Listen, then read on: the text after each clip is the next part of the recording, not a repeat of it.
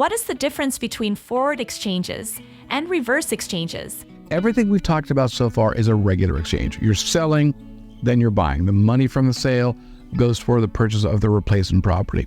One thing we see, especially in a market like today, where there's very low inventory, people are afraid of not finding a replacement property because they figure if I sell mine, 45 days is not a lot of time to find a replacement property.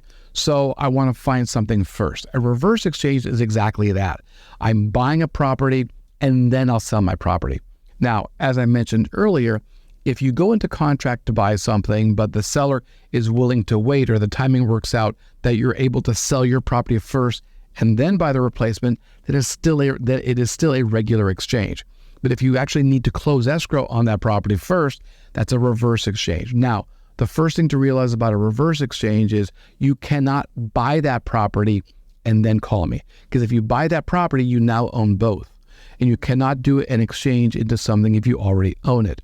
So what happens in a reverse exchange is we take title to the property.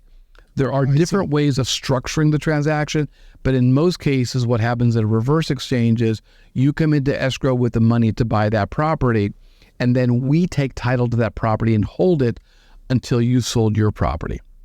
So it is a little bit more complicated. Lending is very difficult in a reverse exchange. It's also a more expensive transaction than a regular exchange, but for clients who have access to the funds to buy the property, and more importantly, have a situation where they really do need to buy the property before they can sell theirs, a reverse exchange is a great solution. Check the full episode on our YouTube channel and on Apple Podcast.